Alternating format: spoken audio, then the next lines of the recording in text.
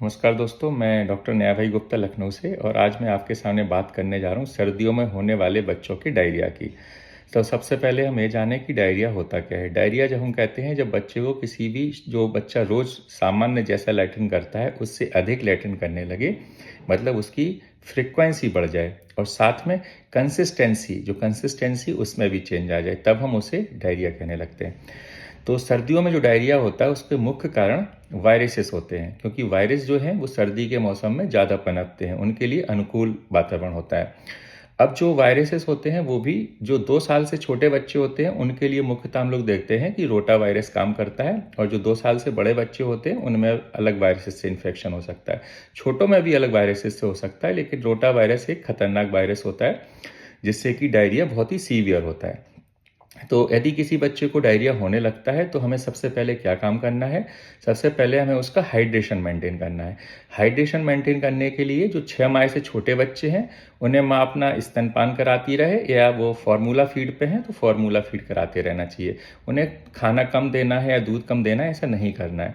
और जो 6 माह से बड़े बच्चे होते हैं उनको भोजन कराते रहें, साथ में तरल पदार्थ भी देते रहें।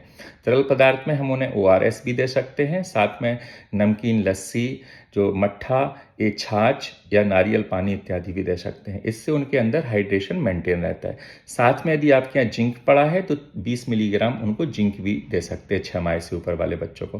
और छोटे बच्चों को दूध निरंतर पिलाते रहें थोड़ी थोड़ी देर में। अब यदि बच्चे में हाइड्रेशन की कमी हो जाए, मतलब डिहाइड्रेशन होने लगा, इसको कैसे पहचानते हैं? तो इसके लिए सबसे पहले बच्चे की जो यूरिन आउटपुट है, जो पेशाब है, वो कम होने लगती है। तो यदि बच्चा आपका काफ़ी समय से पेशाब नहीं कर रहा है तो उसके अंदर पानी की कमी शुरू हो गई है। दूसरा है, बच्चे की आंखें सूख जाती हैं, बच्चे का मुंह सूखा हुआ होता है, और बच्चे की पेट की जो स्किन होती है, कहीं की स्किन होती है, यदि हम उसको ऐसे पिंच करके खींचते हैं तो वो वापस नहीं जाती है। तो इस जितने भी ये साइन होते हैं ये डिहाइड्रेशन के साइन होते हैं। तो बच्चे को इस स्थिति में नहीं जाने देना चाहिए। और यदि कोई बच्चा ऐसी स्थिति में चला भी गया है तो उसे तुरंत ही नज़दीकी अस्पताल या अपने बाल रोग विशेषज्ञ के पास तुरंत ले जाना चाहिए। अब बात करते हैं बचाव की। तो रोटा वायरस, जैसा हमने बताया, ये वायरल डायरिया है। तो सबसे पहले हमें क्या हाइजीन मेंटेन करना है?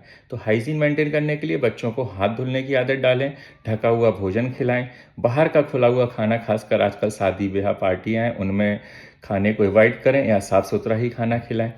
और टीकाकरण, जो रोटा वायरस है उसका टीका उपलब्ध होता है, और यह टीका हम बच्चों को 6 हफ्ते, 10 हफ्ते और 14 हफ्ते की उम्र में, जब बच्चा 1.5 माह, 2.5 माह और 3.5 माह का होता है, तब देते हैं।